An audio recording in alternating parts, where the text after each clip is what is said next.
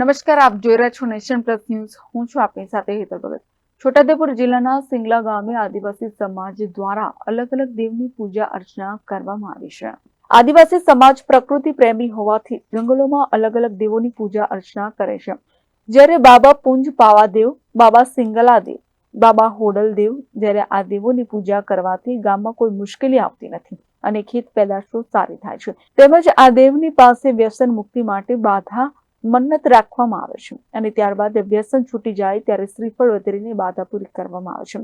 જ્યારે 10 દિવસ સુધી ગામના મહારાજ અલગ અલગ પૂજા અર્ચના કરશે અને ઢોલ નગારા વગાડવામાં આવશે અને નાચગાન કરવામાં આવશે. જ્યારે હાલ તો 30 જેટલા સાગના લાકડાના સ્તંભ અને માટીના ઘોડા જંગલમાં સિંગલા ગામે લગાડવામાં આવે છે. 200 જેટલા દીવાઓ પ્રગટાવવામાં આવશે અને પૂજા અર્ચના કરવામાં આવશે.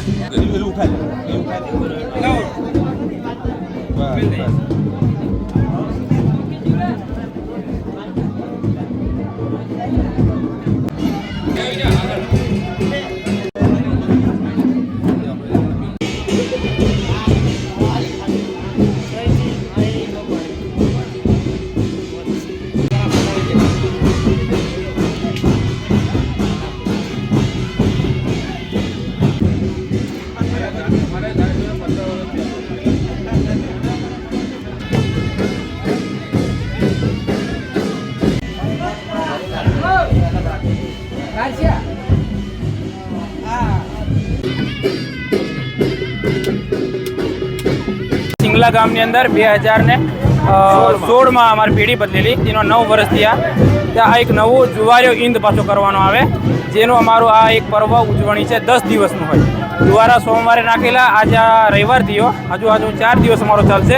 એટલે આ મોટો 10 દિવસનો અમારો પ્રસંગ હોય. પ્રકૃતિને લઈને આખું પૂંજન હોય બધું.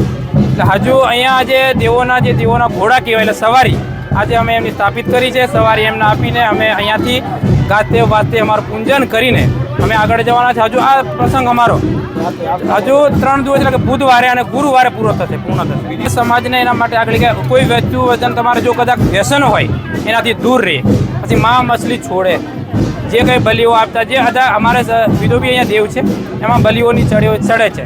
તો જેની જે શ્રદ્ધા હશે, શ્રદ્ધા હોય, એની જે કંઈ એની માનતા હોય, રાખેલી હોય, એના પ્રમાણે જો એનું કામ થાય તો જે કંઈ એના મનથી માન્યું હોય એ પ્રમાણે એ બલિ આપી શકે છે.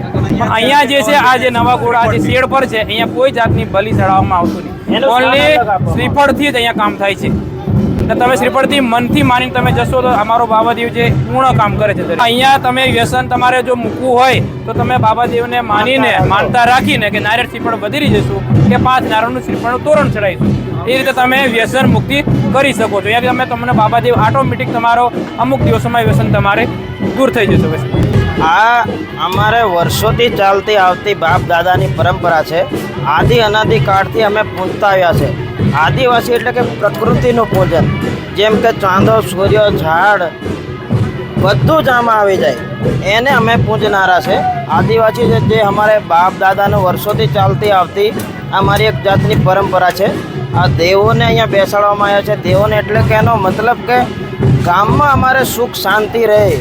કોઈ વાય આવે, વગરું આવે, કોઈ પીડા આવે, પનોતી આવે, એને અહીંયાથી પાછે ડગલે પાછો વાળે, અહીં ગામમાં કોઈ દુઃખ નહીં આવે, એના માટે અમે આને પૂજન કરીએ છીએ. જે અમારો દેવ છે બાબા સિંગલજા દેવ, દરેક ગામોમાં અમારે આદિવાસીમાં જુદા જુદા ગામમાં અમારી પરંપરા પ્રમાણે આ દેવને અમે પૂજીએ છીએ. અમારે જે આ આદિવાસી સંસ્કૃતિમાં એવું છે કે અમે પ્રકૃતિને પૂજનારા છે. ઝાડમાંથી પૂજન થાય છે. આ સવલી સાગરનું લાકડું છે, આગળનું જે લાકડું કહેવામાં આવે, આદિવાસી પરંપરા મુજબ સાગનું લાકડુંને પૂજવામાં આવે છે. દેવ રૂપે એને બેસાડીને એની પૂજા કરવામાં આવે છે. અને આ માટીના ઘોડા અર્પણ કરી જો કોઈને માનતા રાખી હોય, કંઈક દુઃખ આવે, કંઈક પીડા આવે, કોઈકને કંઈ નોકરી માટે ગમે તે તમે માનતા રાખો, એ તમારી માનતા સક્સેસફુલ થાય ત્યારે માટીનો ઘોડો અર્પણ કરીને એની માનતા અર્પણ કરવામાં આવે છે. એટલા માટે મારું આ દેવોનું મહત્વ એ છે, એના માટીના ઘોડા એટલા માટે અર્પણ કરવામાં આવે છે. Rehan Patel, nation plus news, Chhotaudepur. સમાચારોના સતત અપડેટ મેળવવા માટે અમારી નેશન પ્લસ ન્યૂઝની યુટ્યુબ ચેનલને સબસ્ક્રાઇબ કરો, બેલ આઇકન દબાવો અને જોડાયેલા રહો ફેસબુક, ઇન્સ્ટાગ્રામ અને ટ્વિટર પર.